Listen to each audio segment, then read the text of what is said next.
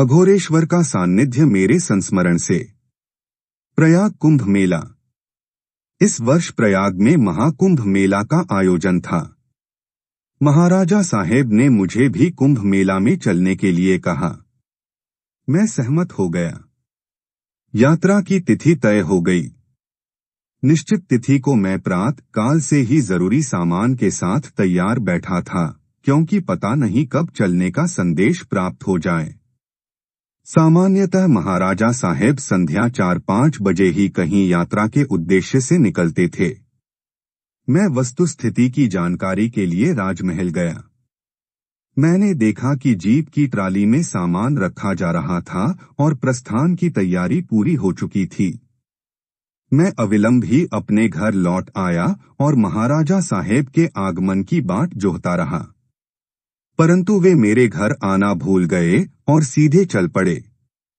मैं प्रतीक्षा करता ही रह गया। महाराजा साहेब की जीप की ट्राली का नट बोल्ट शंख नदी के पास कहीं गिर गया। अतः जीप को वहीं रोकना पड़ा। तब महाराजा साहेब को मेरी याद आई। उन्होंने अपने नौकर अर्जुन सिंह को नट बोल्ट सहित मुझे लाने के लिए जीप के साथ जशपुर भेजा। नौकर रात्रि में प्राय 9 बजे मेरे पास पहुंचा और महाराजा का संदेश दिया। कुछ ही देर में मैं तैयार होकर जीप में सवार हो गया। शंख नदी के पास पहुंचकर ट्राली को ठीक कराकर महाराजा साहेब वाराणसी के लिए प्रस्थान कर गए। हम लोग वाराणसी पहुंचे। महारानी साहिबा भी वहीं थीं। हम लोग वाराणसी में 2 दिन रुके। वर्षा होने के कारण ठंड बढ़ गई थी। हम लोग संध्या के 7-8 बजे प्रयाग पहुंचे। परम पूज्य श्री श्री बाबा भी प्रयाग में विराजमान थे। हम लोग उनका शिविर खोजने लगे। उनके शिविर के निकट से कई बार गुजरने पर भी हम उसे नहीं पहचान सके। कड़ाके की ठंड पड़ रही थी। बालू में चलने से पैर भी अकड़ गए थे। अचानक महाराजा साहेब की दृष्टि परम पूज्य श्री श्री बाबा के शिविर पर पड़ गई। अत प्रसन्न होकर हम वहीं रुक गए। स्वर्गीय रमाशंकर पांडे जी और 5 अन्य व्यक्ति आग तापते हुए शिविर के निकट बातचीत कर रहे थे। महाराजा साहेब के साथ मैं भी वहीं बैठ गया और हाथ पैर सेंकने लगा। कुछ समय बाद मैं वहां से उठकर शिविर के भीतर जाकर सो गया, परंतु ठंड के मारे नींद नहीं आ रही थी। मैंने सुना कि पांडे जी महाराजा साहेब से कह रहे थे कि सुबह 4 बजे संगम स्नान एवं पूजा करने का आदेश मिला है। मैंने सोचा कि थोड़ी ही देर में 4 बज जाएगा, अत सोना व्यर्थ समझकर मैं उठ बैठा।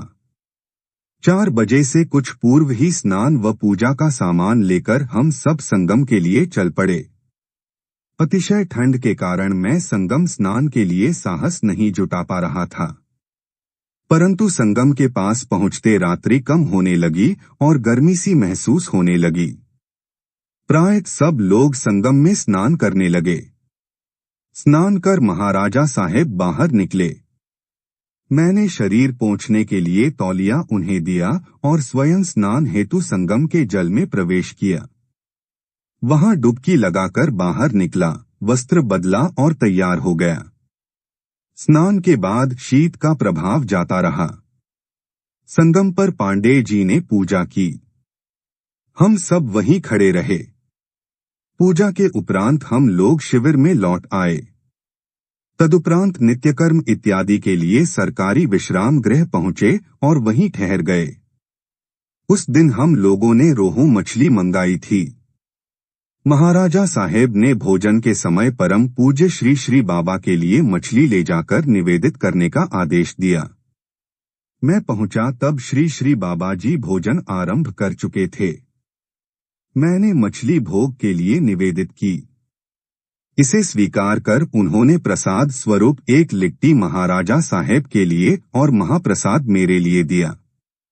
उन्होंने 3-4 लिट्टियां अन्य लोगों में वितरण के लिए दी। उन्होंने मुझे मेरा प्रसाद छिपा लेने के लिए कहा और समझाते हुए कहा कि अपना प्रसाद ठीक उस समय पा लेना जब अन्य सब भोजन के लिए बैठे होंगे। उन्होंने यह भी आदेश दिया कि महाराजा साहेब की लिट्टी ठीक से पहचानकर उन्हें अलग से देना। सरकारी विश्राम गृह पहुंचकर मैंने देखा कि भोजन की मेज पर पालकोट के लाल साहेब और महाराजा साहेब मेरी प्रतीक्षा कर रहे हैं। मैंने वहां पहुंचकर महाराजा साहेब की लिट्टी उन्हें दी और शेष लिट्टियां अन्य लोगों के बीच बांट दी। फिर मैं अपने भोग का प्रसाद सबको दिखलाते हुए स्वयं आ गया। सब लोग मेरा मुंह देखते रहे।